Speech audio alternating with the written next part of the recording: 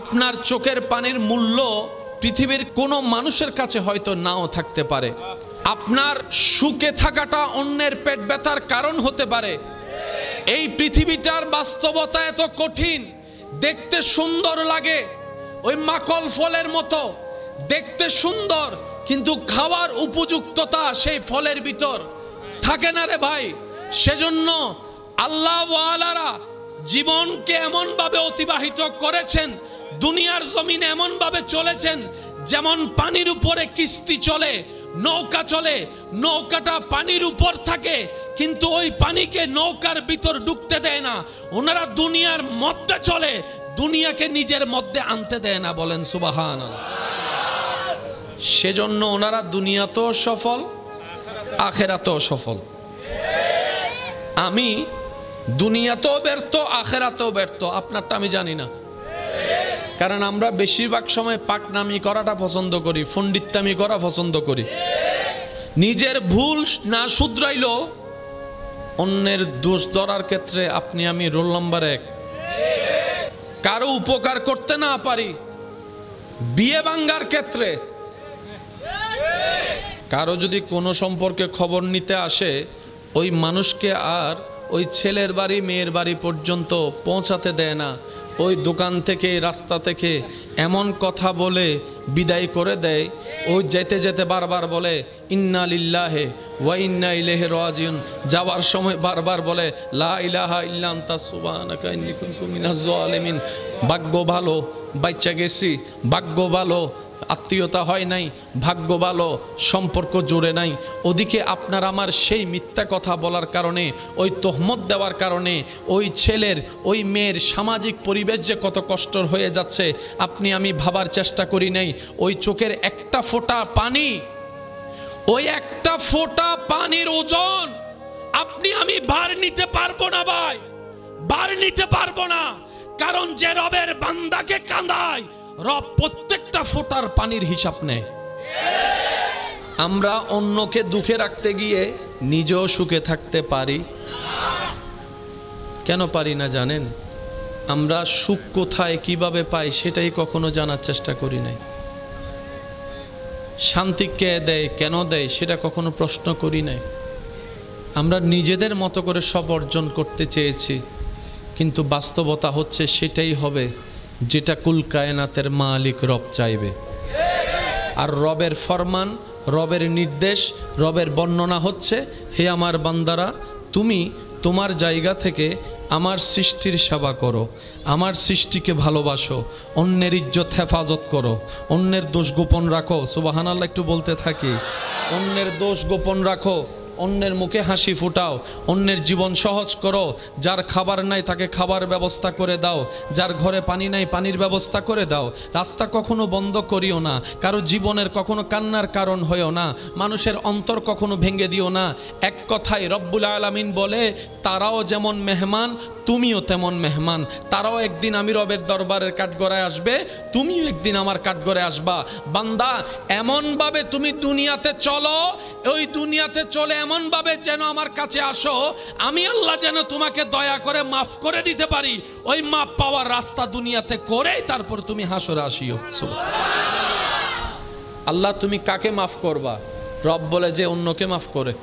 আল্লাহ তুমি কাকে মাফ করো? রব বলে যে অন্যকে মাফ করে। আল্লাহ তুমি কার দোষ গোপন রাখো? রব বলে যে অন্যের দোষ গোপন রাখে। আল্লাহ তুমি কাকে সুখ দাও? রব বলে যে অন্যকে আমার জন্য সুখ দেয়। আল্লাহ তুমি কাকে শান্তি দাও?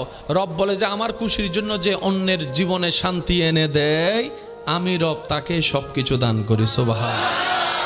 আপনার আমার জীবন চলার পথে অনেক প্রিয় পছন্দের খাবার শরীরের অসুস্থতার কারণে ডাক্তার নিষেধ করার পর আপনি আমি সে পছন্দের খাবার আর খাবার গ্রহণ করিনি। অনেক প্রিয় খাবার ডাক্তার বলে যে খাওয়া যাবে, আমরা ছেড়ে দিয়েছি। এখানে অনেক মানুষ আছেন এখন চিনি খায় না, মিষ্টি খায় না। অনেক মানুষ আছেন এখানে গরুর গোশত খায় না, চিংড়ি মাছ খায় না। কত কত পছন্দের খাবার ছেড়ে দিয়েছে যদি শরীরটা যেন সুস্থ থাকে। কেন? মৃত্যু যেন না হয় তাড়াতাড়ি। এটাই তো চাওয়া। কিন্তু বাস্তবতা কি একদিন মৃত্যুবরণ করতেই হবে, যতই খান আর না খান মৃত্যু নিশ্চিত। এটা জানার পরও আমরা চেষ্টা করি একদিন বেশি বাঁচার, আমরা চেষ্টা করি একটু ভালো থাকার, আমরা চেষ্টা করি প্রেশারটাকে কন্ট্রোলে রাখার, ডায়াবেটিসটাকে নিয়ন্ত্রণে রাখার, আমরা চেষ্টা করি কোলেস্টেরল যেন বেড়ে না যায়, শরীরের মধ্যে যেন ক্ষতি না হয়, ডাক্তারের পরামর্শগুলোকে আমরা আপন করে নিই।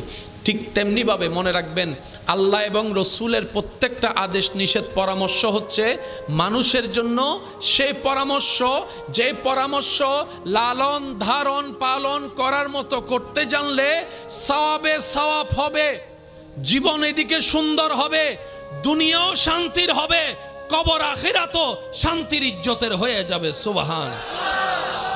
কিন্তু আমরা বোকারা নিজের মনের গুরুত্ব দিতে গিয়ে অনেক সময় আল্লাহ এবং রসুলের হুকুমকে বুঝার চেষ্টা। এবার বলেন দোষ কাদের? এটা সবাই বলি, দোষ কাদের? ব্যর্থতা কাদের?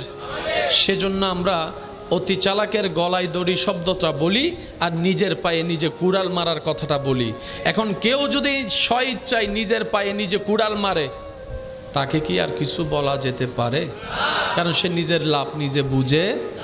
আল্লাহ তাআলা আমাদেরকে ইসলামের বিধিবিধান নিজের মনের ইচ্ছার চাইতে গুরুত্ব বেশি দিয়ে পালন করার, লালন করার তৌফিক দান করুক। জান্নাত দিবেন কে? আল্লাহ যাদেরকে জান্নাত দিবেন ওনারা হচ্ছে মুত্তাকি, যারা আল্লাহকে ভয় করে। এই মুত্তাকিন শব্দের বিশ্লেষণ যদি আপনি আমি আনি, কি কি গুণ থাকার কারণে উনি মুত্তাকি হয়েছে, ওই লিস্টের মধ্যে দেখতে পাবেন মুত্তাকিন তারা যারা ক্ষমতা থাকার পরও প্রতিশোধ নেয় না, আল্লাহর খুশির জন্য ক্ষমা করে দেয়। কারবালার ময়দান থেকে আলে রসুল, আওলাদে রসুল ইমাম জয়নুল আবিদিন ফেরত এসেছেন। দীর্ঘদিন যাওয়ার পরে এজিদ বাহিনীর একজন সদস্য যে কারবালাতে ইমাম হুসাইনের বিপক্ষে ছিল, সে নিজের জান বাঁচানোর জন্য মদিনা শরীফের মধ্যে চলে আসে। এখন থাকবে কোথায়? আপন বলতে কেউ নাই। মদিনাবাসী বললেন, এমন একটা ঘর আছে যেখানে তুমি মেহমান হলে মেহমানদারির কোনো কমতি হবে না। উনি জিজ্ঞেস করলেন, ঘরটা কার? বলে যে চলো তো আগে, তারপরে দেখা যাবে, যেখানে তুমি ইচ্ছা মতো থাকতেও পারবা, ইচ্ছা মতো খাবার খেতেও পারবা, টাইমের কোনো হিসাব নাই, মেহমানদারি চলবে। পথে যেতে যেতে জিজ্ঞেস করলেন, কার ঘরের কথা বলছো? তখন উনি বললেন, মদিনাবাসী বললেন, উনি হচ্ছেন ইমাম হুসাইনের সন্তান ইমাম জয়নুল আবেদিন। সুবহানাল্লাহ। তো মানুষ যখন ঠেকায় পড়ে, কথাই আছে চাচাকেও বাপ ডাকতে হয়। মানুষ যখন নিরুপায় হয় তখন অনেক কিছু বাধ্য হয়ে মেনে নিতে হয় মন না চাইলেও। এখন সেই ব্যক্তি তো মনে মনে জানে, আমি তো কারবালায় ওনার বাবার বিপক্ষে ছিলাম। উনি তো মনে মনে জানে, ওই ব্যক্তি যদি ইমাম জয়নুল আবেদিন যদি আজকে জানতে পারে আমি ইমাম হোসাইনের বিপক্ষে ছিলাম, তাহলে যেই মৃত্যু থেকে বাঁচার জন্য আমি পালিয়ে এখানে আসলাম, এখানে তো উনি আমার গর্দান কেটে ফেলবে। হিসাব তো একই, কিন্তু উপায় তো নাই। না উপায় হয়ে, নিরুপায় হয়ে ওনার ঘরে গেলেন। ওনার ঘরে যাওয়ার পর ইমাম জয়নুল আবেদিন নিজের বিছানা ছেড়ে দিয়েছেন ওনাকে ঘুম পাড়ানোর জন্য। আল্লাহ রিজিকে যা রেখেছেন সব কিছু ভাগবটারা করে মেহমানদারিকে সর্বোচ্চ মেহমানদারি করলেন। এবার আপনার একটা কথা বলেন, যে অপরাধ করে তাকে যদি কেউ মেহমানদারি করে, তার ভিতরে একটা তুফান উঠবে কি উঠবে না? মনুষ্যত্ববোধের মধ্যে একটা আঘাত লাগবে কি লাগবে না? অপমান লাগবে কি লাগবে না? ইমাম জয়নুল আবেদিন আপন জায়গা থেকে সর্বোচ্চ মেহমানদারি যখন করা শুরু করলেন, মায়া করা শুরু করলেন, ওর ভিতর একটা তুফান সৃষ্টি হয়ে গেল। কয়েকদিন থাকার পরে সে বলে, আর যাই হোক, এখানে আর থাকতে পারবো না, এই মেহমানদারি আমার আর সহ্য হচ্ছে না, এই ভালোবাসা আমি আর লোড নিতে পারছি না। আমি কাকে হত্যা করলাম যার সন্তান এইভাবে মেহমানদারি করছে? আর মনে মনে চিন্তা করছে, যদি উনি আমার আসল পরিচয় জানে তাহলে তো আমাকে শেষ করে ফেলবে। কয়েকদিন থাকার পরে যখন উনি বিদায় নিতে গেলেন, ইমাম হুসাইনের আওলাদে রসুল ইমাম জয়নুল আবেদিন রাদিয়াল্লাহু তাআলা ওনাকে বললেন, ভাই রাস্তায় দূরের পথে যাবেন, পথ খরচের জন্য কিছু হাদিয়া আমার পক্ষ থেকে আপনাকে দিলাম, আমি আমার পক্ষ থেকে আমাকে। উনি চোখ থেকে পানি ঝরঝর করে পড়ছে, বিদায় নিয়ে চলে গেল। কিছু দূর যাওয়ার পরে আবার আসলেন, আসার পরে দরজা নক করলেন। ইমাম জয়নুল আবেদিন দরজা খুললেন। দরজা খোলার পরে চোখে চোখ রেখে বললেন, আপনি হয়তো আমাকে চিনতে পারেন নাই, যদি চিনতে পারতেন ঘরে কখনো জায়গা দিতেন না, বিছানা আপন বিছানা আমার জন্য ছেড়ে দিতেন না, খাবার আপনারগুলো আমাকে দিতেন না, এত আদর মায়া মমতা করতেন না, হয়তো যদি চিনতে পারতেন আমাকে ঘরের ভিতরেও ঢুকতে দিতেন না। এই কথা বলতে না বলতেই ইমাম জয়নুল আবেদিনের দুই চোখ বেয়ে পানি পড়তে শুরু করলো। ইমাম জয়নুল আবেদিন বলে, আমি তো কারবালায় ছিলাম, তোমাকে প্রথম দেখায় চিনতে পেরেছি, তুমি সেই ব্যক্তি যে আমার বাবা ইমাম হুসাইনকে পিছন থেকে তীরের আঘাত করেছিলে, তুমি তো সেই ব্যক্তি, আমি চিনতে পেরেছি।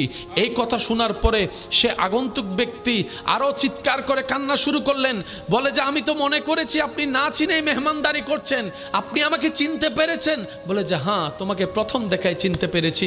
এবার ওনার মন বলে উঠল, একটু বলেন না, এত কষ্ট দেওয়ার পরও আপনি কেন আমাকে এত মেহমানদারি করলেন? আপনার আব্বা হুজুরকে এত কষ্ট দেওয়ার পরও কেন আপনি আমার এত যত্ন করলেন?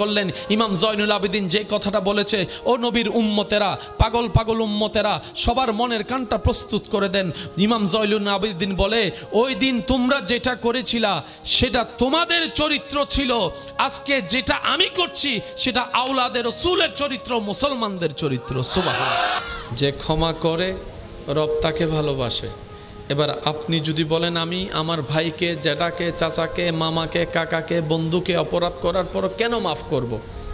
উত্তর একটাই, যে ক্ষমা করে সে আল্লাহর কাছে ক্ষমা পায়। আমরা কেন অন্যকে ক্ষমা করব? এক নাম্বার ফায়দা, যে অন্যকে ক্ষমা করে আল্লাহ তাকে ক্ষমা করে।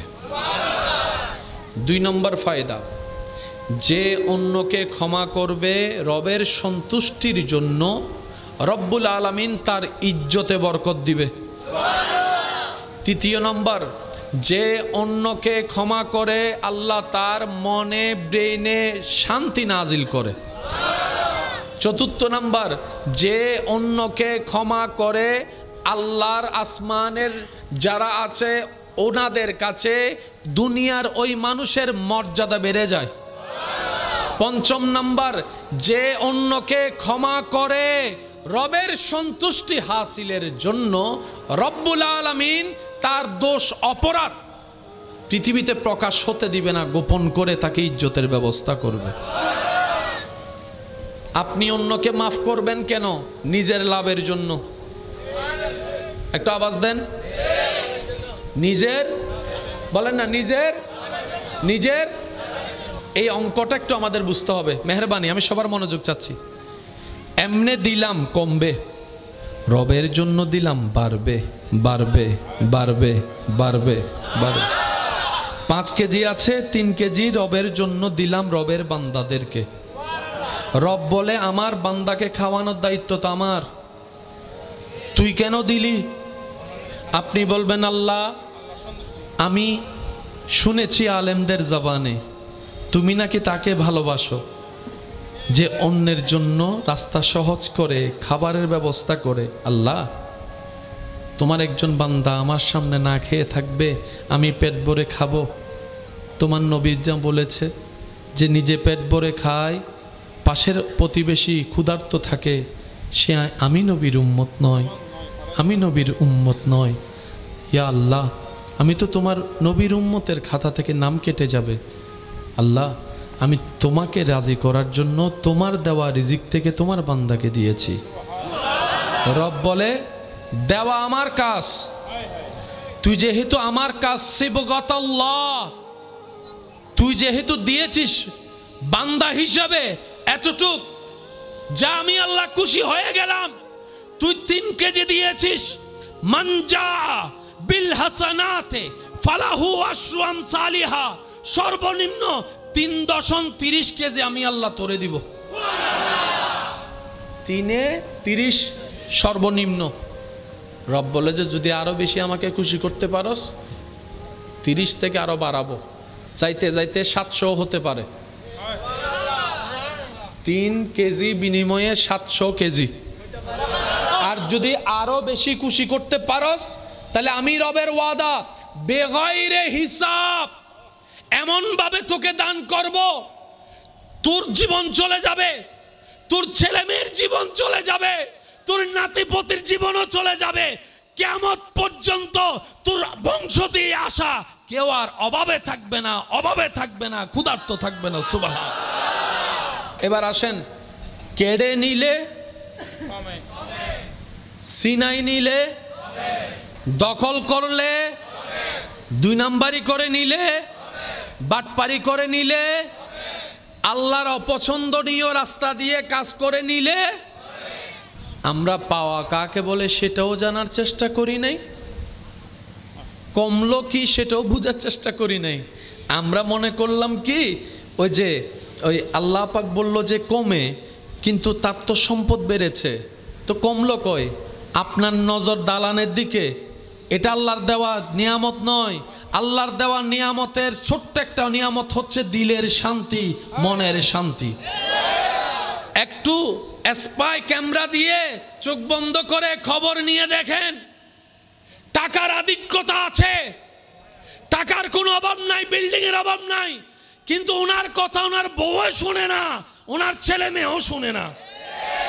এবার বলেন ফাইসে কি? আর যদি ছেলে মেয়ে কথা না শুনে আপনার আর আছে কি? রাজপ্রাসাদের দাম কি? ফোয়ারা হতে ডাইনে যা, ফোয়ার দামি কি আপনার চাইতে কম? বুঝিনি, মামে যাব। আমি কি বুঝাতে পারছি? আল্লাহ যখন দেয় কি দেয়? আল্লাহ আপনাকে ইজ্জত দিবে, আল্লাহ আপনাকে প্রশান্তি দিবে, আল্লাহ আপনাকে শান্তির একটা ঘুম দিবে, আল্লাহ আপনাকে মানুষের অন্তর থেকে একদম স্বার্থহীন ভালোবাসা দিবে।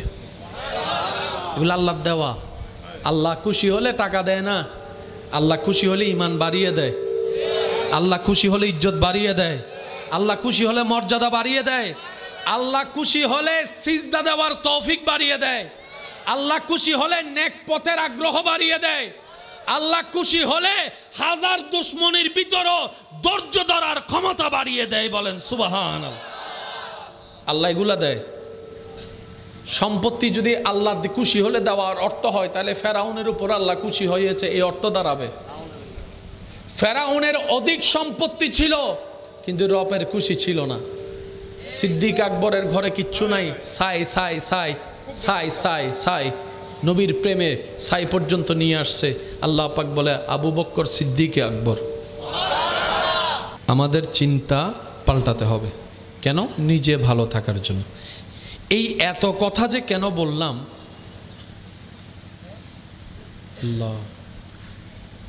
কোরআনের আয়াত কত চমৎকার।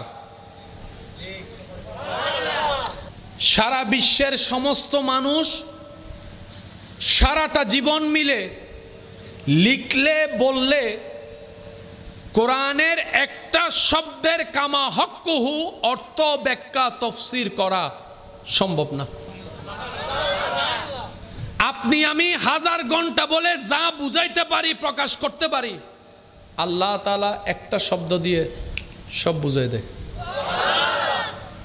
কোরআনের মজার বিষয়টা দেখেন, কোরআনের মধ্যে সব কিছু আছে না নাই? তো সব কিছু নিয়ে যদি কোরআনের মধ্যে ব্যাখ্যা থাকতো, তাহলে কোরআনটা 30 পারা হইতো না। যেটা মানুষ আর ক্যারি করতে পারতো, সেজন্য মানুষের জীবনের সহজের জন্য আল্লাহ তাআলা যেভাবে দরকার সেভাবে কোরআন দিয়েছেন। একটু জোরে বলি না সুবহানাল্লাহ? আরো জোরে বলেন সুবহানাল্লাহ। এবার আসেন, একটু খেয়াল করবেন, জীবনের শান্তি সব চলে আসবে যদি আমরা আল্লাহ এবং রসুলের দেওয়া বিধান মনে চলতে পারি। আচ্ছা, আমরা সবাই কার বান্দা? যদি কষ্ট না হয় ভাইয়া একটু জোরে আওয়াজ দিয়ে বলি, আমরা সবাই কার বান্দা? এই দাবিটা কে করছে? আল্লাহ না আমরা? আমরা দাবি করছি, আমাদের দাবি আমরা আল্লাহর বান্দা। আমরা আল্লাহর বান্দা, এটা আমাদের দাবি। যদি আল্লাহ বলে কবুল না করে আল্লাহ, তাহলে এই দাবির কোনো দাম নাই। এবার সবাই তো নিজেকে রবের বান্দা দাবি করছি, চলেন রবকে একবার জিজ্ঞেস করি, ইয়া রব তোমার বান্দা কারা?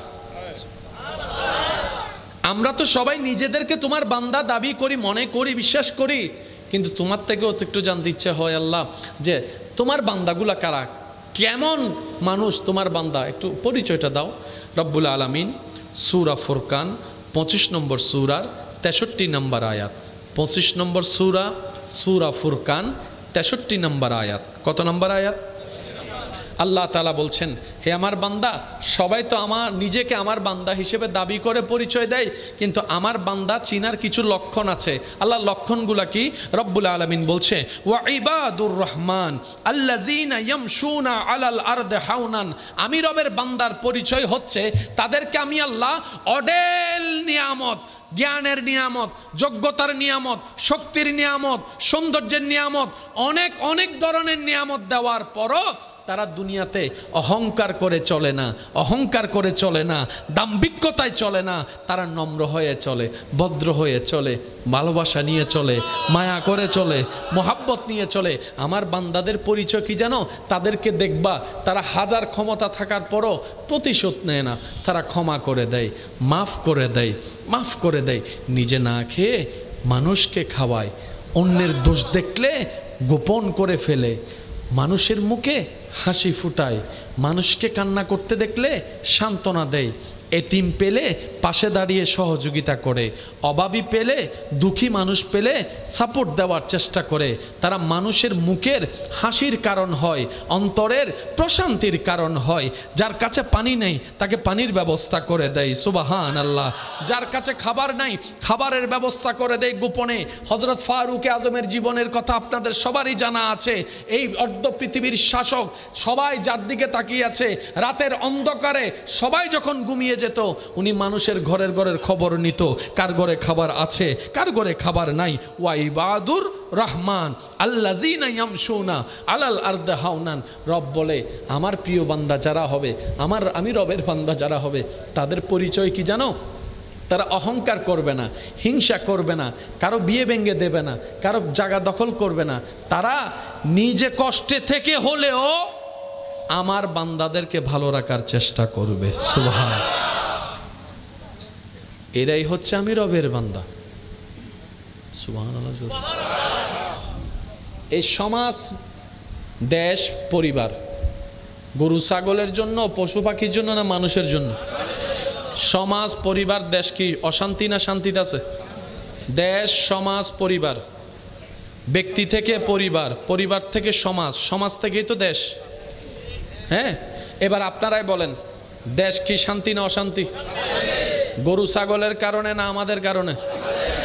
সমাজ কি শান্তি না অশান্তি? কাদের কারণে? আমাদের কারণে। আচ্ছা, দেশও বাদ দিলেন, সমাজও বাদ দিলেন, এগুলো তো আর আমাদের আত্মীয় না। পরিবার তো আমাদের আত্মীয়, রক্তের মানুষ। এবার সত্যি করে বলেন, পরিবার কি শান্তি না অশান্তি? জোরে বলেন, পুরা পরিবার বংশটা শান্তি না অশান্তি? কাদের কারণে? আচ্ছা, সব আপনার আত্মীয় রক্তের হলো, একটু চাচা জেঠা কাকা মামা হয়ে একটু দূরের হয়ে গেল, এটাও বাদ দিলাম। জামাই বউ তো আপন, একই ঘরের একটা রুমে একই বেটে থাকে। এবার বলেন, জামাই বউয়ের ভিতর শান্তি না অশান্তি? তো শান্তি আর কই? বাহিরের মানুষকে তো শান্তিতে রাখতে পারি নাই, নিজের ঘরের মানুষ যারা, ওদের সাথেও শান্তিতে নাই। এবার বলেন, আমরা কি লাভে আছি না লসে আছি? জীবন তো চলে যাচ্ছে, কান্না করেন আর হাসেন, মৃত্যু একদিন আসবেই, বিদায় নিতে হবে এই দুনিয়া থেকে। এটাই বাস্তব, এটাই বাস্তবতা। তো বুদ্ধিমানরা কি করে? দুনিয়ার এক একটা সেকেন্ডে কাজে লাগায়। কাজে লাগানোর পদ্ধতিটা কি? ওনারা দেখে শান্তিদাতা আল্লাহ, ওনাকে খুশি করতে হবে। এখন উনি কিভাবে খুশি হবে? প্রতিশোধ নিলে উনি খুশি হয় না, উনি ক্ষমা করে দিলে খুশি হয়। বুদ্ধিমানরা যখন এটা বুঝতে পারে, তখন আর ভাই, বাবা, চাচা, কাকা, মামা দেখে না, বলে যে তুমি আমার ভাই হোক, আমি তোমাকে মাফ করতে পারি না তোমার ভাই হিসেবে, কিন্তু তুমি তো আমার রবের বান্দা, আমার রবের দিকে তাকাই আমি তোমাকে মাফ করে দিলাম। সুবহানাল্লাহ। রব বলে যে তুই আমার দিকে তাকাই যেহেতু তারে মাফ করছস, আমি আল্লাহ খুশি হয়ে তোরও মাফ করে দিয়েছি। এবার আপনার ভাই, আপনার চাচা, জেঠা, মামা, কাকা আপনার সাথে অন্যায় করছে কয়টা? একটা, দুইটা, তিনটা, চারটা, পাঁচটা। গুনাহ কয়টা? পাঁচটা। কিন্তু আপনি আমি আল্লাহর সাথে গুনাহ করছি কয়টা? আপনি একটা মাফ করছেন, আল্লাহ আপনার হাজারটা মাফ করে দিয়েছে। এবার বলেন, লাভ হয়েছে না লস? একটু জোরে বলি না, লাভ হয়েছে না লস? ক্ষমা যে করে সে নিয়ামত পাবে কার থেকে? আল্লাহর থেকে। এবার আসেন, সব কিছুই কঠিন, কিন্তু সেই কঠিনের উপর যখন রবের দয়া হয়ে যায়, শুনি নাই, আরো জোরে, পিছন পর্যন্ত আমার আওয়াজ ক্লিয়ার শোনা যাচ্ছে? ভাইয়া একটু হাত তুলে দেখান। আচ্ছা ঠিক আছে, মাশাআল্লাহ। আমরা লাভ চাই না লস চাই? ইজ্জত চাই না বেইজ্জত চাই? অশান্তি চাই না শান্তি চাই? দুঃখ চাই না সুখ চাই? যাদের এগুলা দরকার একটু মনোযোগ দিয়ে শোনার চেষ্টা করবেন, কারণ আমাদের জীবনের বেশিরভাগ সময় নষ্ট হয়ে গেছে, এটা সবাই মানতে বাধ্য। আমরা রেজাল্ট ভালো কিছু পাই, আশা করেছিলাম ভালো কিছু পাবো, কিন্তু নিজেদের বেশি পাকনামির কারণে নিজের পায়ে নিজে সিটাঙ্গে বাসায় জিয়ান হয়, নিজের ট্যাঙ্গন নিজে। এই কথায় একমত আছেন তো আপনারা সবাই ইনশাল্লাহ? আমি একটু মনোযোগ চাচ্ছি সবার। আপনি যখন ভালো থাকবেন, আপনি যখন হাসি খুশি থাকবেন, আপনার মন যখন শান্তি থাকবে, এটা আপনার প্রাপ্য, আপনার পাওয়া, এটা আপনার লাভ। জি ইনশাআল্লাহ। দোয়ার দরখাস্ত, আল্লাহ দোয়া করছেন। মোহাব্বতের আওয়াজ একবার বলি মারহাবা।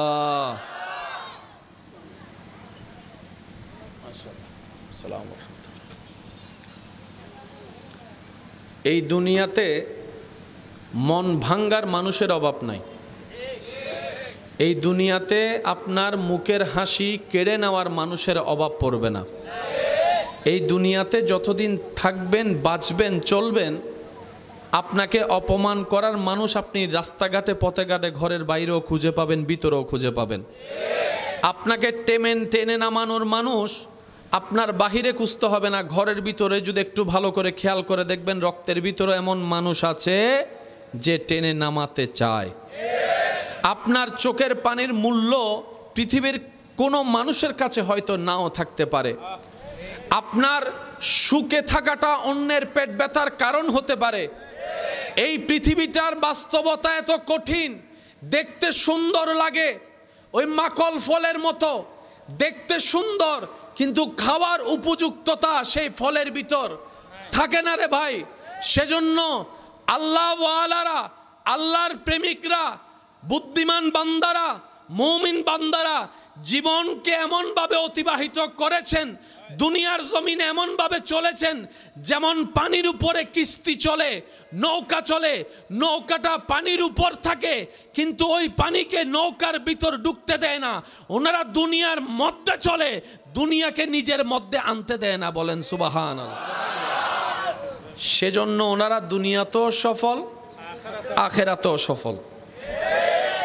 আমি দুনিয়াতেও ব্যর্থ, আখেরাতেও ব্যর্থ। আপনারটা আমি জানি না, কারণ আমরা বেশিরভাগ সময় পাকনামি করাটা পছন্দ করি, ফন্ডিত্তামি করা পছন্দ করি। নিজের ভুল না শুধরাইলেও অন্যের দোষ ধরার ক্ষেত্রে আপনি আমি রোল নাম্বার 1। আমি পিছনের আওয়াজ শুনি নাই, আরো জোরে বলেন। কারো উপকার করতে না পারি, বিয়ে ভাঙ্গার ক্ষেত্রে সিডেঙ্গে বাসাত হতে বৌনিদন। কারো যদি কোনো সম্পর্কে খবর নিতে আসে, ওই মানুষকে আর ওই ছেলের বাড়ি মেয়ের বাড়ি পর্যন্ত পৌঁছাতে দেয় না। ওই দোকান থেকে, রাস্তা থেকে এমন কথা বলে বিদায় করে দেয়। ওই যেতে যেতে বারবার বলে ইন্না লিল্লাহি ওয়া ইন্না ইলাইহি রাজিউন। যাওয়ার সময় বারবার বলে লা ইলাহা ইল্লা আনতা সুবহানাকা ইন্নী কুনতু মিনাজ জালিমিন। ভাগ্য ভালো বাচ্চা গেছি, ভাগ্য ভালো আত্মীয়তা হয় নাই, ভাগ্য ভালো সম্পর্ক জুড়ে নাই।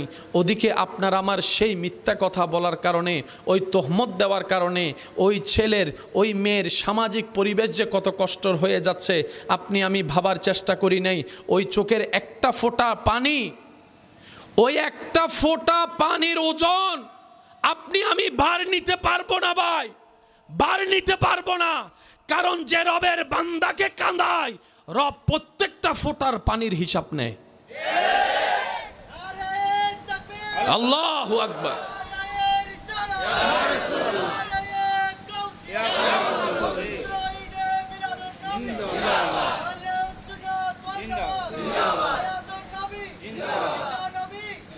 উচ্চ আওয়াজ একবার বলেন মারহাবা। আমার মনে হয় কানের একটু বয়রা হয়ে গেছে, পিছনের আওয়াজ শুনতেছি না। আচ্ছা আপনারা চুপ থাকবেন, পিছনের বাইরে একবার বলেন মারহাবা। মাশাআল্লাহ, ভলিউম আছে আর হান বয়রা দে। এবার আরেকবার বলেন মারহাবা। এবার সবাই মিলে একবার বলেন মারহাবা। কথাগুলো কি অবাস্তব না বাস্তব? আমরা অন্যকে দুঃখে রাখতে গিয়ে নিজেও সুখে থাকতে পারি। কেন পারি না জানেন? আমরা সুখ কোথায় কিভাবে পাই সেটাই কখনো জানার চেষ্টা করি নাই। শান্তি কে দেয়, কেন দেয় সেটা কখনো প্রশ্ন করি নাই। আমরা নিজেদের মতো করে সব অর্জন করতে চেয়েছি, কিন্তু বাস্তবতা হচ্ছে সেটাই হবে যেটা কুল কায়নাতের মালিক রব চাইবে। আর রবের ফরমান, রবের নির্দেশ, রবের বর্ণনা হচ্ছে, হে আমার বান্দারা, তুমি তোমার জায়গা থেকে আমার সৃষ্টির সেবা করো, আমার সৃষ্টিকে ভালোবাসো, অন্যের ইজ্জত হেফাজত করো, অন্যের দোষ গোপন রাখো। সুবহানাল্লাহ একটু বলতে থাকি। অন্যের দোষ গোপন রাখো, অন্যের মুখে হাসি ফুটাও, অন্যের জীবন সহজ করো। যার খাবার নাই তাকে খাবার ব্যবস্থা করে দাও, যার ঘরে পানি নাই পানির ব্যবস্থা করে দাও। রাস্তা কখনো বন্ধ করিও না, কারো জীবনের কখনো কান্নার কারণ হয়েও না, মানুষের অন্তর কখনো ভেঙে দিও না। এক কথায় রব্বুল আলামিন বলে, তারাও যেমন মেহমান তুমিও তেমন মেহমান। তারাও একদিন আমি রবের দরবারের কাঠগড়ায় আসবে, তুমিও একদিন আমার কাঠগড়ায় আসবা। বান্দা, এমনভাবে তুমি দুনিয়াতে চলো, ওই দুনিয়াতে চলে এমনভাবে যেন আমার কাছে আসো, আমি আল্লাহ যেন তোমাকে দয়া করে মাফ করে দিতে পারি। ওই মাফ পাওয়ার রাস্তা দুনিয়াতে করেই তারপর তুমি হাসরে আসিও। আল্লাহ তুমি কাকে মাফ করবা? রব বলে যে অন্যকে মাফ করে। সুবহানাল্লাহ। আল্লাহ তুমি কাকে মাফ করো? রব বলে যে অন্যকে মাফ করে। আল্লাহ তুমি কার দোষ গোপন রাখো? রব বলে যে অন্যের দোষ গোপন রাখে। আল্লাহ তুমি কাকে সুখ দাও? রব বলে যে অন্যকে আমার জন্য সুখ দেয়। আল্লাহ তুমি কাকে শান্তি দাও? রব বলে যে আমার খুশির জন্য যে অন্যের জীবনে শান্তি এনে দেয়, আমি রব তাকে সব কিছু দান করি। সুবহানাল্লাহ। এবার বলেন, জান্নাতে যাওয়ার ইচ্ছা আছে না নাই? জান্নাতে যাওয়ার জন্য উপযুক্ত বান্দাদের লেভেল হচ্ছে মুত্তাকি। কারা একটু বলি? মুত্তাকি বলেন, বলেন। আপনাকে আমার কথা শুনতে পাচ্ছেন? একটু শুনলে রিপ্লাই দিবেন মেহেরবানি, যেন আমি বুঝতে পারি আপনাদের শরীরের সাথে মন মনোযোগ সবই আছে। মেহেরবানি। আর একখান হিসাব ক্লিয়ার বাজি, নিজে বাঁচিলে বাফন নাম, নিজে বাঁচিলে আর বালা আত্ম চিন্তা গরম পড়িব, অনর বালা অন চিন্তা করন। হত পছন্দর হাবার ডাক্তারে মানা গরনের পরে সারে দিন দেন না। সাউন্ড বক্সের আওয়াজটা একটু, আওয়াজ মনে হয় একটু, হ্যাঁ একটু চেষ্টা করেন আপনি। মাশাআল্লাহ, এখন শোনা যাচ্ছে? একটু কথা বলেন না রে ভাই। এখন শোনা যাচ্ছে? যাচ্ছে না? হাত তুলে দেখেন না, জানলে হ্যাঁ বলেন নাকি না। ওই শোনা যাচ্ছে না, একটু চেষ্টা করেন। ইদারা নুনিলে তাবা সামিলে আছে, কেন চেষ্টা করে না?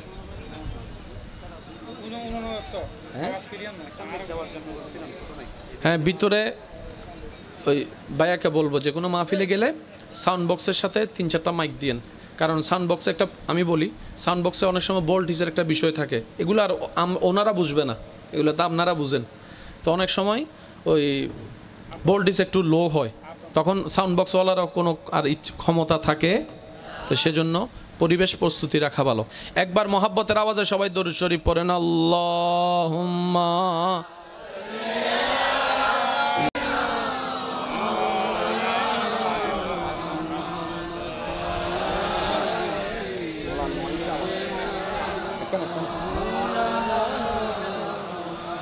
जग में जब आए मोहम्मद इस्लाम जिंदा हो गए। जग में जब आए मोहम्मद इस्लाम जिंदा हो गए। अल्लाहुम्मा सल्ले अला, गला बेশি টানে, বেশি বেশি। ওয়ালা আলে সাইয়্যিদিনা। মোহাব্বতের আওয়াজে একবার বলি মারহাবা। আল্লাহ আমাদেরকে আল্লাহর পছন্দনীয় বান্দা বনে থাকার তৌফিক দান করুন। আমি বলবো, আপনারা শুধু বুঝে বুঝে বলবেন। ইসলাম বুঝার ধর্ম। ইসলাম বুঝলে জান্নাত সহজ। মরতে তো একদিন হবে। এবার ইমানদার ভাইয়েরা একটু খেয়াল করবেন, জীবন চলার পথে আপনার আমার জীবন চলার পথে অনেক প্রিয় পছন্দের খাবার শরীরের অসুস্থতার কারণে ডাক্তার নিষেধ করার পর আপনি আমি সে পছন্দের খাবার গ্রহণ করিনি। অনেক প্রিয় খাবার ডাক্তার বলে যে খাওয়া যাবে, আমরা ছেড়ে দিয়েছি। এখানে অনেক মানুষ আছেন এখন চিনি খায় না, মিষ্টি খায় না। অনেক মানুষ আছেন এখানে গরুর গোশত খায় না, চিংড়ি মাছ খায় না। কত কত পছন্দের খাবার ছেড়ে দিয়েছে যদি শরীরটা যেন সুস্থ থাকে। কেন? মৃত্যু যেন না হয় তাড়াতাড়ি। এটাই তো চাওয়া। কিন্তু বাস্তবতা কি? একদিন মৃত্যুবরণ করতেই হবে, যতই খান আর না খান, মৃত্যু নিশ্চিত। এটা জানার পরও আমরা চেষ্টা করি একদিন বেশি বাঁচার, আমরা চেষ্টা করি একটু ভালো থাকার, আমরা চেষ্টা করি প্রেশারটাকে কন্ট্রোলে রাখার, ডায়াবেটিসটাকে নিয়ন্ত্রণে রাখার, আমরা চেষ্টা করি কোলেস্টেরল যেন বেড়ে না যায়, শরীরের মধ্যে যেন ক্ষতি না হয়, ডাক্তারের পরামর্শগুলোকে আমরা আপন করে নিই। ঠিক তেমনিভাবে মনে রাখবেন, আল্লাহ এবং রসুলের প্রত্যেকটা আদেশ নিষেধ পরামর্শ হচ্ছে মানুষের জন্য সেই পরামর্শ, যে পরামর্শ লালন ধারণ পালন করার মতো করতে জানলে সওয়াবে সওয়াব হবে, জীবন এদিকে সুন্দর হবে, দুনিয়াও শান্তির হবে, কবর আখিরাতও শান্তির ইজ্জতের হয়ে যাবে। সুবহান। কিন্তু আমরা বোকারা নিজের মনের গুরুত্ব দিতে গিয়ে অনেক সময় আল্লাহ এবং রসুলের হুকুমকে বুঝার চেষ্টা। এবার বলেন দোষ কাদের? এটা সবাই বলি, দোষ কাদের? ব্যর্থতা কাদের? সেজন্য আমরা অতি চালাকের গলায় দড়ি শব্দটা বলি আর নিজের পায়ে নিজে কুড়াল মারার কথাটা বলি। এখন কেউ যদি স্বইচ্ছায় নিজের পায়ে নিজে কুড়াল মারে, তাকে কি আর কিছু বলা যেতে পারে? কারণ সে নিজের লাভ নিজে বুঝে। আল্লাহ তাআলা আমাদেরকে ইসলামের বিধিবিধান নিজের মনের ইচ্ছার চাইতে গুরুত্ব বেশি দিয়ে পালন করার, লালন করার তৌফিক দান করুক। ইমানদার ভাই একটু খেয়াল করবেন, মনোযোগ। এই যে বাবা, জান্নাতে যাওয়ার ইচ্ছা সবার আছে তো ইনশাআল্লাহ? জান্নাত দিবেন কে? আল্লাহ। যাদেরকে জান্নাত দিবেন ওরা হচ্ছে মুত্তাকি, যারা আল্লাহকে ভয় করে। এই মুত্তাকিন শব্দের বিশ্লেষণ যদি আপনি আমি আনি, কি কি গুণ থাকার কারণে উনি মুত্তাকি হয়েছে, ওই লিস্টের মধ্যে দেখতে পাবেন। মুত্তাকিন তারা যারা ক্ষমতা থাকার পরও প্রতিশোধ নেয় না, আল্লাহর খুশির জন্য ক্ষমা করে দেয়। সুবহানাল্লাহ। একটু জোরে বলি, আর একটু জোরে বলি। কারবালার ময়দান থেকে আলে রসুল, আউলাদে রসুল ইমাম জয়নুল আবিদিন ফেরত এসেছেন। দীর্ঘদিন যাওয়ার পরে এজিদ বাহিনীর একজন সদস্য যে কারবালাতে ইমাম হোসাইনের বিপক্ষে ছিল, সে নিজের জান বাঁচানোর জন্য মদিনা শরীফের মধ্যে চলে আসে। এখন থাকবে কোথায়? আপন বলতে কেউ নাই। মদিনাবাসী বললেন, এমন একটা ঘর আছে যেখানে তুমি মেহমান হলে মেহমানদারির কোনো কমতি হবে না। উনি জিজ্ঞেস করলেন, ঘরটা কার? বলে যে চলো তো আগে, তারপরে দেখা যাবে, যেখানে তুমি ইচ্ছা মতো থাকতেও পারবা, ইচ্ছা মতো খাবার খেতেও পারবা, টাইমের কোনো হিসাব নাই, মেহমানদারি চলবে। পথে যেতে যেতে জিজ্ঞেস করলেন, কার ঘরের কথা বলছো? তখন উনি বললেন, মদিনাবাসী বললেন, উনি হচ্ছেন ইমাম হুসাইনের সন্তান ইমাম জয়নুল আবেদিন। সুবহানাল্লাহ। তো মানুষ যখন ঠেকায় পড়ে, কথাই আছে চাচাকেও বাপ ডাকতে হয়। মানুষ যখন নিরুপায় হয় তখন অনেক কিছু বাধ্য হয়ে মেনে নিতে হয় মন না চাইলেও। এখন সেই ব্যক্তি তো মনে মনে জানে আমি তো কারবালায় ওনার বাবার বিপক্ষে ছিলাম, উনি তো মনে মনে জানে ওই ব্যক্তি যদি ইমাম জয়নুল আবেদিন যদি আজকে জানতে পারে আমি ইমাম হোসাইনের বিপক্ষে ছিলাম, তাহলে যেই মৃত্যু থেকে বাঁচার জন্য আমি পালিয়ে এখানে আসলাম, এখানে তো উনি আমার গর্দান কেটে ফেলবে। হিসাব তো একই, কিন্তু উপায় তো নাই। না উপায় হয়ে নিরুপায় হয়ে ওনার ঘরে গেলেন। ওনার ঘরে যাওয়ার পর ইমাম জয়নুল আবেদিন নিজের বিছানা ছেড়ে দিয়েছেন ওনাকে ঘুম পাড়ানোর জন্য। আল্লাহ রিজিকে যা রেখেছেন সব কিছু ভাগবটারা করে মেহমানদারিকে সর্বোচ্চ মেহমানদারি করলেন। এবার আপনার একটা কথা বলেন, যে অপরাধ করে তাকে যদি কেউ মেহমানদারি করে তার ভিতরে একটা তুফান উঠবে কি উঠবে না? মনুষ্যত্ববোধের মধ্যে একটা আঘাত লাগবে কি লাগবে না? অপমান লাগবে কি লাগবে না? আর সিরিঙ্গা হঠাৎ হদে অদওয়া জুতা মারতে জুতা তো লন্ন পরে তো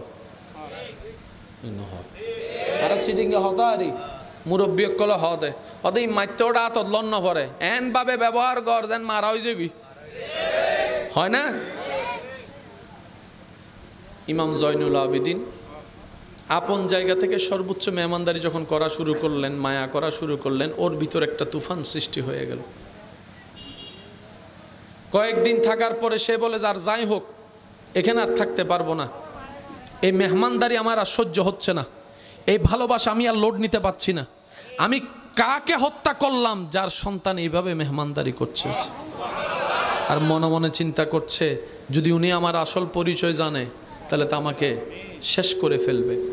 কয়েকদিন থাকার পরে যখন উনি বিদায় নিতে গেলেন, ইমাম হুসাইনের আওলাদের রসুল ইমাম জয়নুল আবেদিন রাদিয়াল্লাহু তাআলা ওনাকে বললেন, ভাই রাস্তায় দূরের পথে যাবেন, পথ খরচের জন্য কিছু হাদিয়া আমার পক্ষ থেকে আপনাকে দিলাম, আমার পক্ষ থেকে আমাকে।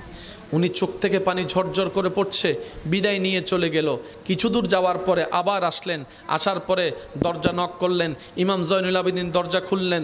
দরজা খোলার পরে চোখে চোখ রেখে বললেন, আপনি হয়তো আমাকে চিনতে পারেন নাই, যদি চিনতে পারতেন ঘরে কখনো জায়গা দিতেন না, বিছানা আপন বিছানা আমার জন্য ছেড়ে দিতেন না, খাবার আপনারগুলো আমাকে দিতেন না, এত আদর মায়া মমতা করতেন না, হয়তো যদি চিনতে পারতেন আমাকে ঘরের ভিতরেও ঢুকতে দিতেন না।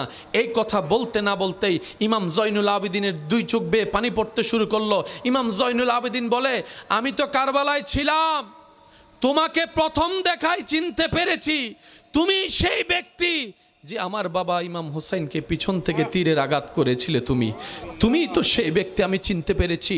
এই কথা শোনার পরে সে আগন্তুক ব্যক্তি আরও চিৎকার করে কান্না শুরু করলেন, বলে যে আমি তো মনে করেছি আপনি না চিনেই মেহমানদারি করছেন, আপনি আমাকে চিনতে পেরেছেন? বলে যে হ্যাঁ, তোমাকে প্রথম দেখায় চিনতে পেরেছি। এবার ওনার মন বলে উঠল, একটু বলেন না, এত কষ্ট দেওয়ার পরও আপনি কেন আমাকে এত মেহমানদারি করলেন? আপনার আব্বা হুজুরকে এত কষ্ট দেওয়ার পরও কেন আপনি আমার এত যত্ন করলেন? ইমাম জয়নুল আবেদিন যে কথাটা বলেছে, ও নবীর উম্মতেরা, পাগল পাগল উম্মতেরা, সবার মনের কানটা প্রস্তুত করে দেন। ইমাম জয়নুল আবেদিন বলে, ওই দিন তোমরা যেটা করেছিলা সেটা তোমাদের চরিত্র ছিল, আজকে যেটা আমি করছি সেটা আওলাদের রাসূলের চরিত্র, মুসলমানদের চরিত্র। সুবহানাল্লাহ, আল্লাহু আকবার, আল্লাহ আল্লাহ।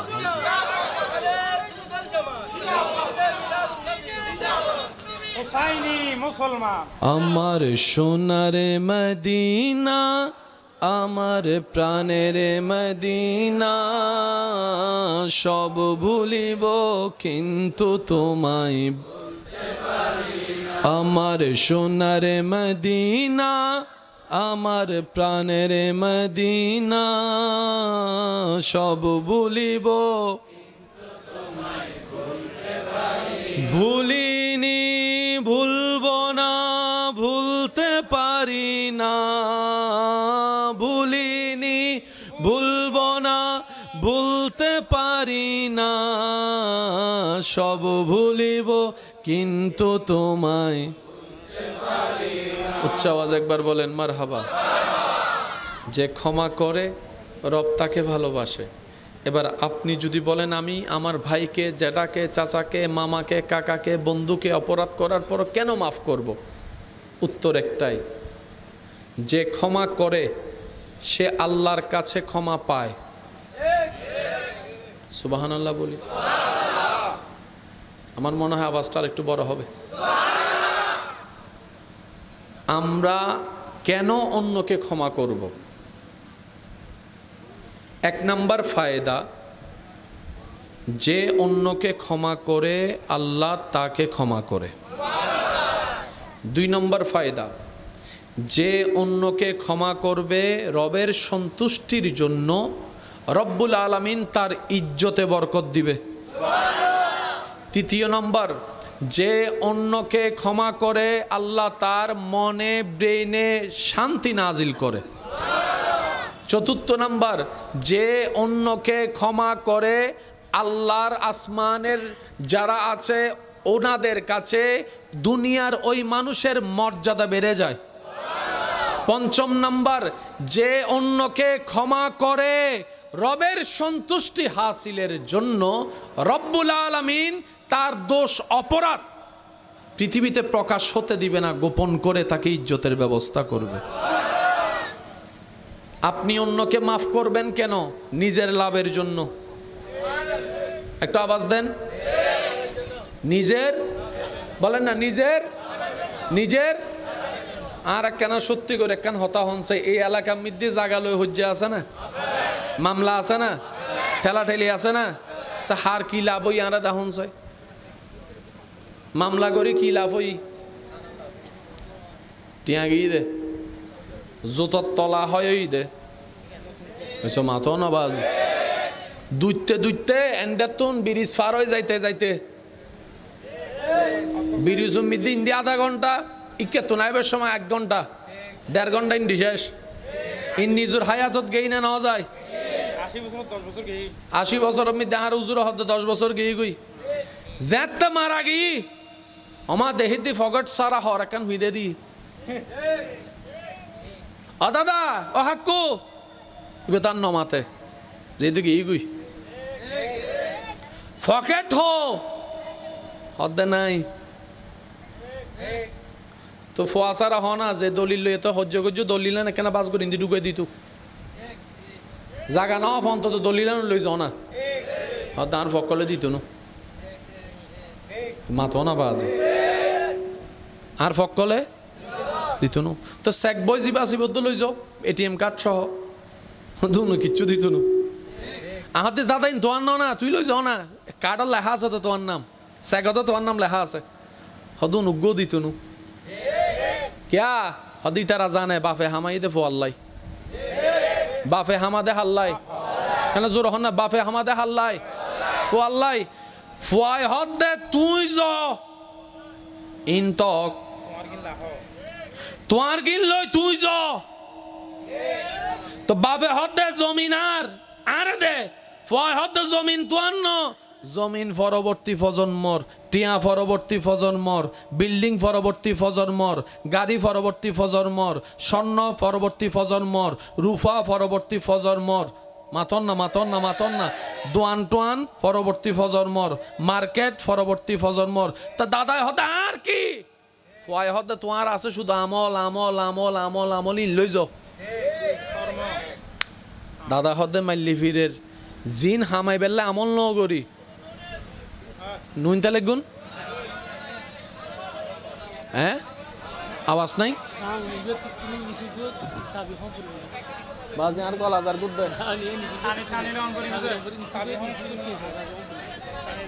জি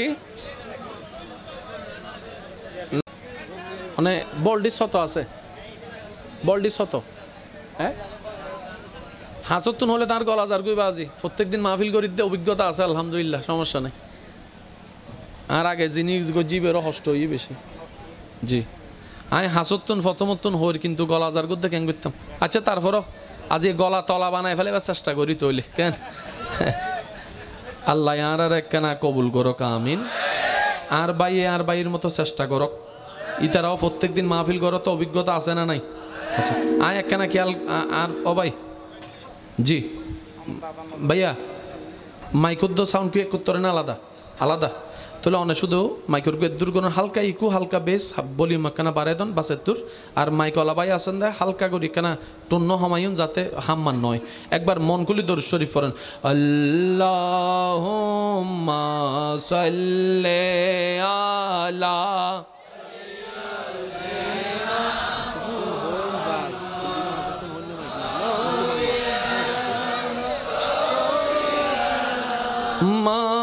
মাওলানা মুহাম্মদ আল্লাহুম্মা সাল্লি আলা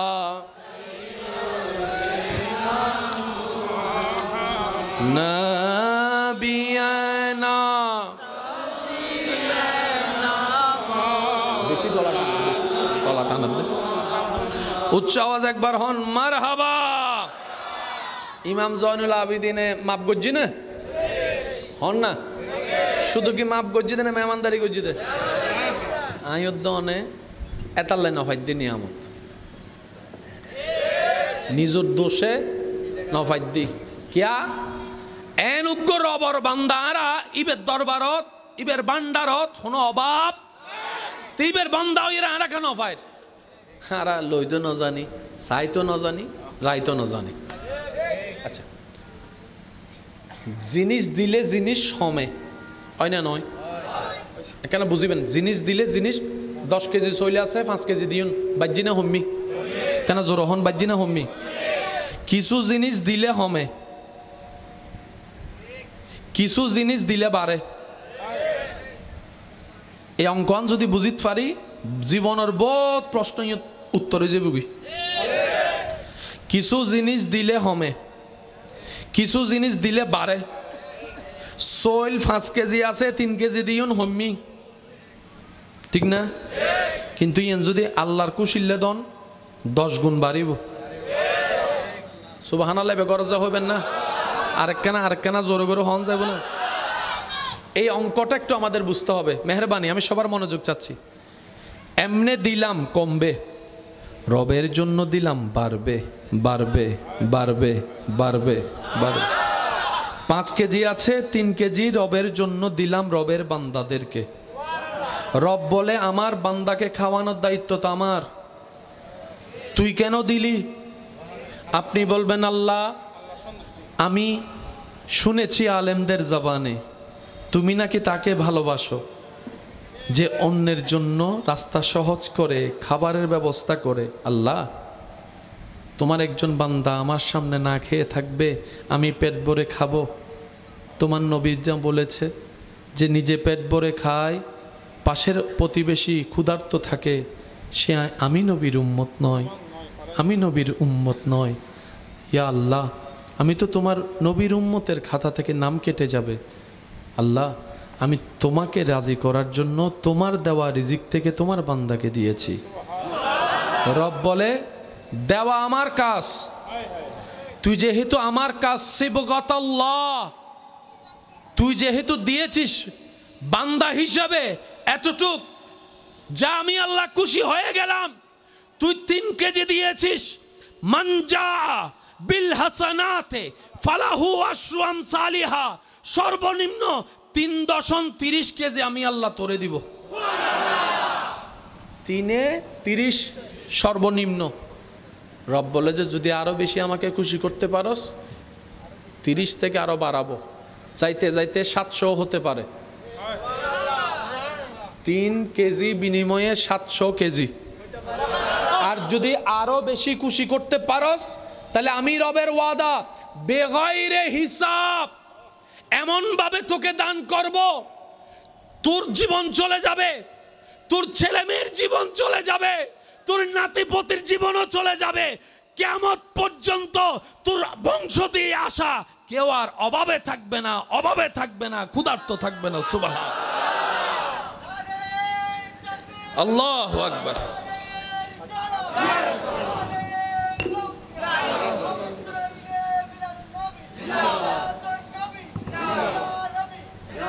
উচ্চ আওয়াজ একবার বলি মারহাবা দিলে কমে না বাড়ে জোরে বলেন দিলে কমে না বাড়ে এবার আসেন কেড়ে নিলে সিনাই নিলে এ আওয়াজই ছোট হয়ে গিয়ে এখানে বড় করে করে কেড়ে নিলে, সিনাই নিলে, দখল করলে, 2 নাম্বারি করে নিলে, বাটপারি করে নিলে, আল্লাহর অপছন্দনীয় রাস্তা দিয়ে কাজ করে নিলে। এবার আপনারা আমাকে বলবেন যে ভাইয়া ওই যারা 2 নম্বরই করে তারা না দিই 5 তলা বড় বড় বিল্ডিং, যারা সুদ খায় উনারা না ফকট বড়ি টিয়া তো হম্মি হুন্দি। আমরা পাওয়া কাকে বলে সেটাও জানার চেষ্টা করি নাই, কমলো কি সেটাও বোঝার চেষ্টা করি নাই।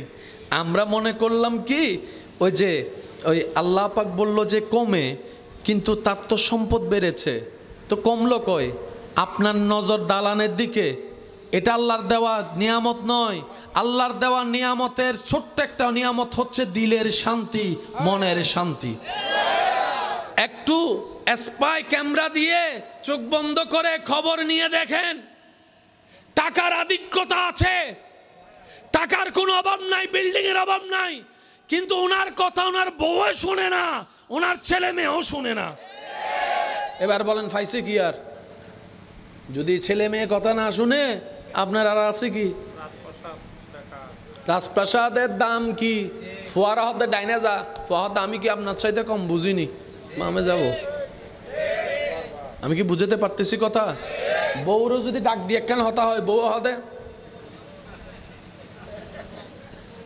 আর ইজ্জত আছে না?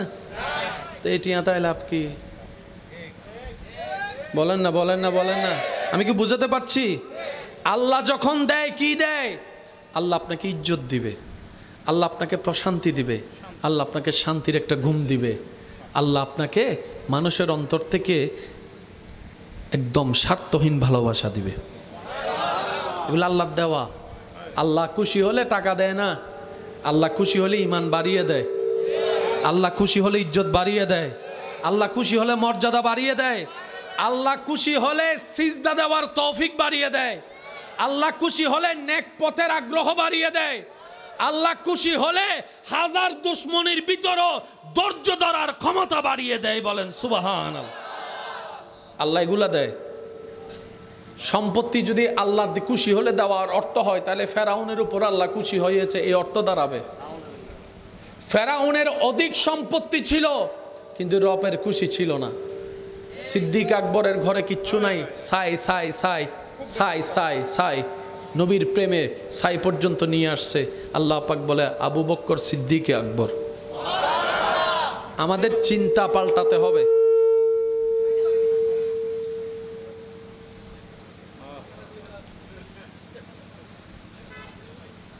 মোহাব্বতের আওয়াজ একবার বলি আলহামদুলিল্লাহ।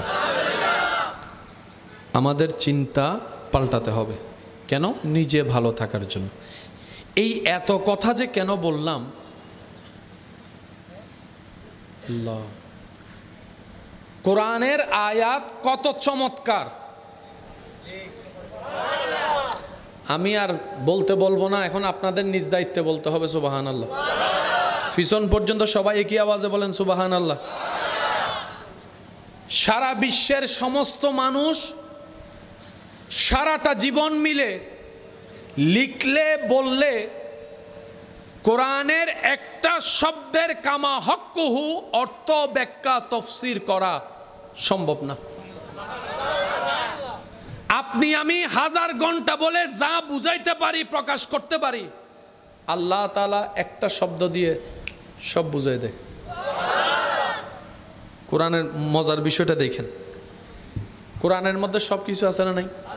তো সব কিছু নিয়ে যদি কোরআনের মধ্যে ব্যাখ্যা থাকতো, তাহলে কোরআনটা 30 পারা হইতো না। যেটা মানুষ আর ক্যারি করতে পারতো, সেজন্য মানুষের জীবনের সহজের জন্য আল্লাহ তাআলা যেভাবে দরকার সেভাবে কোরআন দিয়েছেন। একটু জোরে বলি না সুবহানাল্লাহ? আরো জোরে বলেন সুবহানাল্লাহ। এবার আসেন, একটু খেয়াল করবেন, জীবনের শান্তি সব চলে আসবে যদি আমরা আল্লাহ এবং রসুলের দেওয়া বিধান মনে চলতে পারি। আচ্ছা, আমরা সবাই কার বান্দা? যদি কষ্ট না হয় ভাইয়া একটু জোরে আওয়াজ দিয়ে বলি, আমরা সবাই কার বান্দা? এই দাবিটা কে করছে? আল্লাহ না আমরা? আমরা দাবি করছি, আমাদের দাবি আমরা আল্লাহর বান্দা।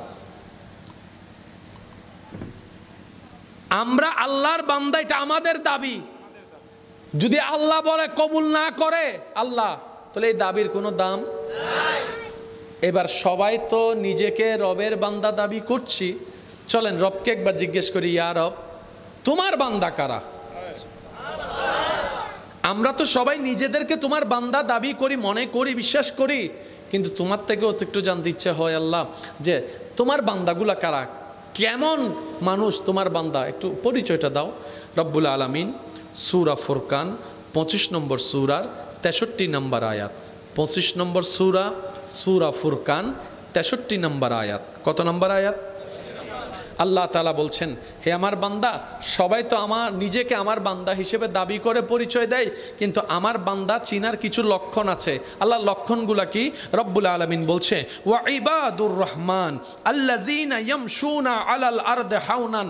আমি রবের বান্দার পরিচয় হচ্ছে তাদেরকে আমি আল্লাহ অডেল নিয়ামত, জ্ঞানের নিয়ামত, যোগ্যতার নিয়ামত, শক্তির নিয়ামত, সৌন্দর্যের নিয়ামত, অনেক অনেক ধরনের নিয়ামত দেওয়ার পরও তারা দুনিয়াতে অহংকার করে চলে না, অহংকার করে চলে না, দাম্ভিকতায় চলে না, তারা নম্র হয়ে চলে, ভদ্র হয়ে চলে, ভালোবাসা নিয়ে চলে, মায়া করে চলে, মোহাব্বত নিয়ে চলে। আমার বান্দাদের পরিচয় কি জানো? তাদেরকে দেখবা তারা হাজার ক্ষমতা থাকার পরও প্রতিশোধ নেয় না, তারা ক্ষমা করে দেয়, মাফ করে দেয়, মাফ করে দেয়, নিজে না খেয়ে মানুষকে খাওয়ায়, অন্যের দোষ দেখলে গোপন করে ফেলে, মানুষের মুখে হাসি ফুটায়, মানুষকে কান্না করতে দেখলে সান্ত্বনা দেয়, এতিম পেলে পাশে দাঁড়িয়ে সহযোগিতা করে, অভাবী পেলে, দুঃখী মানুষ পেলে সাপোর্ট দেওয়ার চেষ্টা করে। তারা মানুষের মুখের হাসির কারণ হয়, অন্তরের প্রশান্তির কারণ হয়। যার কাছে পানি নেই তাকে পানির ব্যবস্থা করে দেয়, সুবহানাল্লাহ। যার কাছে খাবার নাই খাবারের ব্যবস্থা করে দেয় গোপনে। হযরত ফারুক আজমের জীবনের কথা আপনাদের সবারই জানা আছে। এই অর্ধ পৃথিবীর শাসক, সবাই যার দিকে তাকিয়ে আছে, রাতের অন্ধকারে সবাই যখন ঘুমিয়ে যেত, উনি মানুষের ঘরের ঘরের খবর নিত, কার ঘরে খাবার আছে, কার ঘরে খাবার নাই। ওয়া ইবাদুর রহমান আল্লাযীনা ইয়ামশুনা আলাল আরদি হাওনান। রব বলে আমার প্রিয় বান্দা যারা হবে, আমি রবের বান্দা যারা হবে, তাদের পরিচয় কি জানো? তারা অহংকার করবে না, হিংসা করবে না, কারো বিয়ে ভেঙে দেবে না, কারো জায়গা দখল করবে না। তারা নিজে কষ্টে থেকে হলেও আমার বান্দাদেরকে ভালো রাখার চেষ্টা করবে। সুবহান। এরাই হচ্ছে আমি রবের বান্দা। সুবহানাল্লাহ। এই সমাজ, দেশ, পরিবার গরু ছাগলের জন্য, পশু পাখির জন্য না মানুষের জন্য? সমাজ, পরিবার, দেশ কি অশান্তি না শান্তিতে আছে? আয়কা হইতে মনে হন না। দেশ, সমাজ, পরিবার, ব্যক্তি থেকে পরিবার, পরিবার থেকে সমাজ, সমাজ থেকেই তো দেশ।